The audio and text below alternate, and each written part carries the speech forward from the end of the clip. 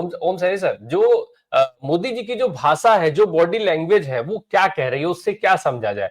क्योंकि मोदी जी जिस आक्रामक शैली के लिए जाने जाते थे, वो तो कहीं नहीं दिख रही है। इस समय तो मोदी जी प्योर शुद्ध रूप से एक ऐसा उनको एक कलाकार की तरीके से दिखाई दे रहे हैं। यानी इस समय देखा जाए तो भाजपा नेता नरेंद्र मोदी और आरजेडी के नेता खेसारी लाल यादव में कोई अंतर नहीं दिख रहा है। क्या बेहतरीन एक्टिंग कर रहे हैं वहां पर वो, हाथ चमका करके, सिर चमका करके, हैंड्सअप करके। देखिए राम प्रकाश जी, आप उनको गलत तरीके से याद कर रहे हैं। दरअसल उनकी जुबान बहुत अलग किस्म की है, वो धारदार जुबान नहीं है। वो जैसे बोलते हैं, हिंदुस्तान में मेरा ख्याल है कि पहले राजनेता है जिस तरह की भाषा बोलते हुए जाने जाते हैं और जिनको सुना जाता है और जिनको ये हैसियत मिली हो कि भारत के प्रधानमंत्री हैं वो। तो उनके उसमें तो कोई लगता नहीं है। और वो उनका वो स्तर यहाँ पर और नीचे गया है। और भी आपने सुना होगा किस किस तरीके से वो क्या क्या बोल रहे हैं। महत्वपूर्ण ये नहीं है, महत्वपूर्ण ये है कि जो मतदान हुआ है और जिसमें प्रतिशत बढ़ा है, ये उनको लोगों को बहुत परेशान कर रहा है। और उसमें खासतौर से महिलाओं का जो मतदान है वो पुरुषों से ज्यादा है। 69% जो है उसमें वो लोग इस उधेड़बुन में पड़े हैं कि ये गया किसके पास में, ये ये नीतीश जी के लिए गया है या महागठबंधन के लिए गया है। तो वो उसको नीतीश जी के पास में जोड़ने लगे और साथ साथ में आपने जो बीजेपी का दृश्य बताया कि कटआउट लग गए नीतीश जी के वापस बीजेपी के दफ्तर में और हमारा जो बदलाव है वो कौन होगा, इस तरह की बातें स्थापित करने लगे हैं। तो इसका मतलब वो पराजय की स्थिति में है। और महिलाओं ने जिस तरीके से किया है वोट, वो वोट इस बार नीतीश जी के खाते में नहीं, इस बार नौजवानों के खाते में आ रहा है। और वो खाता है तेजस्वी का खाता है, वो राहुल का खाता है वो। और उस बदलाव का एक संकेत है जो 75 साल बाद में इतने मतदान के साथ में हासिल हुआ है। ये पता लग जाएगा। और जितने भी जानकार हैं बिहार के मतदाताओं के बारे में और बिहार की मनस्थिति के बारे में जानते हैं, तो जानते हैं कि बिहार एक बार, हम लोगों ने प्रारंभ से एक बात कही है कि जो चस्पा कर दिया ना कि गद्दी छोड़ चोर, क्या वो जो डायलॉग है, वो डायलॉग चस्पा है। जिस तरीके से मोदी जी ने जो कुछ किया या हमारे जो निर्वाचन आयोग के चेयरमैन ने जो कुछ किया, जिनका नाम लेने में भी अब दिक्कत होने लगी है, तो उनको तो, और वाड्रा ने तो, प्रियंका ने तो बिल्कुल साफ साफ कहा कि तीनों को पहचान लीजिए और भूलना मत, यही वो लोग हैं जिन्होंने सत्ता और क्या कहते हैं इसका गठबंधन बनाया है और साथ साथ में ये गजब ढाया है जो पहले कहीं नहीं हुआ। हरियाणा के वोट चोर यही इसी तरीके से उनका है। और सारा, और फिर देखिए राहुल की कारगुजारी को या राहुल के कर्तव्य को देख करके तो पूरी दुनिया हैरान है कि जिस तरीके से वोट चोरी को पकड़ा है और एक एक चीज का खुलासा किया है। तो कोई ये कह नहीं सकता कि ये तो बस ऐसे ही है, तो खारिज नहीं किया जा सकता। तो ये सब चीजें चल रही हैं। और इसमें जो गोदी मीडिया जो है वो अपनी बातें भी कुछ कहने की चेष्टा करता है, लेकिन लगता है कि अब क्या क्या कहा जाए। क्योंकि अगर मैथमेटिक्स देखते हैं तो अलग ही नजर आती है। और साथ साथ प्रशांत किशोर और कुछ बोल रहे हैं, वो कहते हैं कि छठ के लिए जो मजदूर आए थे, जो प्रवासी यहाँ आए थे और वापस ही नहीं गए, उन्होंने खुद जम के वोट किया है, सारे परिवारों ने वोट किया, इसलिए ये परसेंटेज बढ़ा है। और ये परसेंटेज बदलाव का है। तो ये नहीं कहते कि महागठबंधन के लिए है या नीतीश के लिए, कहते हैं बदलाव का है। तो ये सारे दृश्य बन गए हैं। अब तो अब इनके बाद में कुछ बचता नहीं है।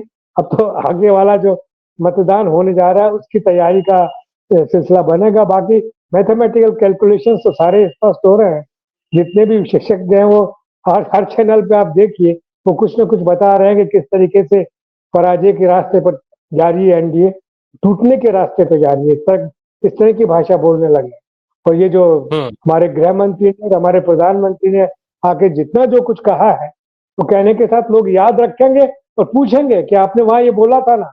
और वो देखिए जेएनयू में जिस तरीके से इनका टुकड़ा साफ हुआ है, चारों जो लोग इलेक्ट हुए हैं जवाहरलाल नेहरू यूनिवर्सिटी में, तो चारों वामपंथ के लोग हैं, चारों समाजवादी साम्यवादी, जो भी कहिए कह दीजिए आप, लेकिन बदलाव को संकेत देने वाले उतना।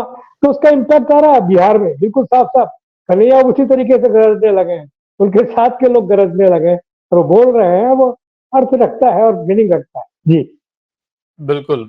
ओम सैनी सर, ये जो चुनाव दिख रहा है, अब जब हम पहले चरण के वोटिंग देख चुके हैं, हालांकि पहले चरण की वोटिंग के मुझे लगता है कि शायद एक आध हफ्ते पहले से ही चुनाव जो है वो जेडीयू बनाम आरजेडी शिफ्ट होता हुआ दिख रहा था, खासकर उस दिन से जिस दिन तेजस्वी यादव को मुख्यमंत्री का चेहरा घोषित कर दिया गया था और एनडीए ने किसी को मुख्यमंत्री का उम्मीदवार नहीं बनाया। जैसा अभी डॉक्टर संजय जिक्र कर रहे थे कि उसका नुकसान इनको उठाना पड़ा है और यही वजह है कि अब नीतीश कुमार के कटआउट भाजपा कार्यालय में लगाए जा रहे हैं।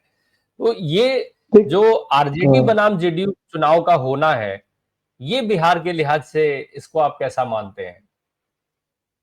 देखिए, मैं समझता हूँ कि नीतीश जी और उनके साथ में जो लोग हैं, कुछ एक को छोड़ दीजिए, बाकी सामान्य जन जो है वो एक समाजवादी मनस्थिति के लोग हैं सारे के सारे। और जेपी आंदोलन के वक्त में और इन सब का इम्पैक्ट उन लोगों पर रहा है, तो वो उससे वैसे जुगलों का खेल नहीं खेल सकते। उनका अपना एक अलग ही सारा सिलसिला रहा है। लोग कह रहे थे कि साहब खैरात बांट रहे हैं, खैरात के साथ में ये सब वोट भी ले लेंगे।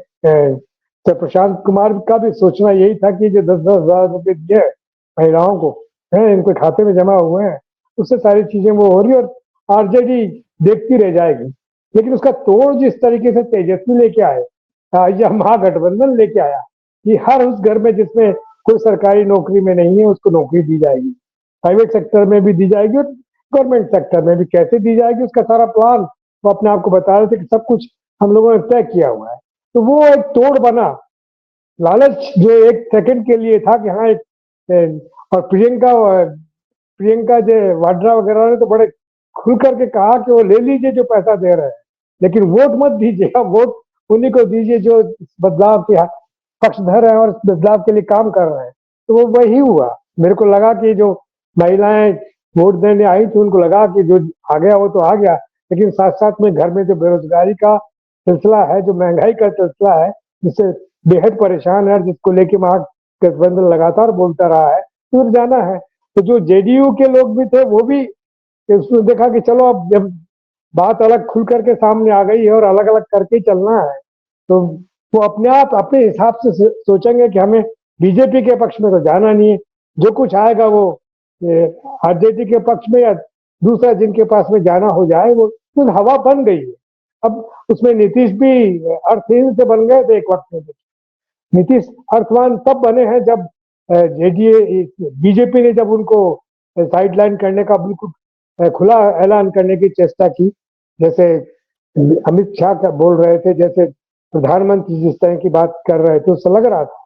तो वो जब उनको समझ में आया और तब वो सारी चीजें बदली हैं। और साथ में जो चला बढ़ना तो ये चुनाव इस तरीके से बन रहा था कि एनडीए की आड़ में जेडीयू सामने रहेगा और इधर महागठबंधन में तेजस्वी सामने रहेंगे। तो वो उसमें काफी कुछ बढ़ जाने का सिलसिला था। लेकिन ये बदलाव जो हुआ उसका नतीजा ये हो रहा कि तेजस्वी बिल्कुल आरजेडी का गढ़ बरकरार रहा और साथ साथ में महागठबंधन का सिलसिला बना। और एक जो महत्वाकांक्षा कांग्रेस ने भी पाल रखी थी कि हम लोगों ने इतना काम किया है और राहुल गांधी जगह जगह गए, तो जो बिहार में जगह बननी चाहिए तो वो जगह निश्चित रूप से बनेगी अब उस तरीके से, क्योंकि पीके भी नहीं है और दूसरी पार्टियों का तो आप पता है किस तरीके से वो जो ऐसा तो होने वाला नहीं है कि ओवैसी को जो मुस्लिम वोट्स है वो इनके मुकाबले आरजेडी के मुकाबले या महागठबंधन के मुकाबले ओबीसी को या किसी और को जगह दें, ऐसा मुझे लगता नहीं कि ऐसा ऐसा महत्वपूर्ण चुनाव है जिसका इम्पैक्ट पूरे देश पे पड़ेगा। तो लोग अलग तरीके से वोट करेंगे और वो वोट महागठबंधन के पक्ष में आता हुआ मुझे नजर आता है। तेजस्वी ने तो निश्चित रूप से तोड़ के साथ में हैसियत बना दी आरजेडी की और महागठबंधन की। तो अब तो हमें सेकेंड फेज का इंतजार करना चाहिए कि उसमें बड़े हुए मतदान के साथ में और महागठबंधन की हैसियत ज्यादा निखर करके सामने आए। जी।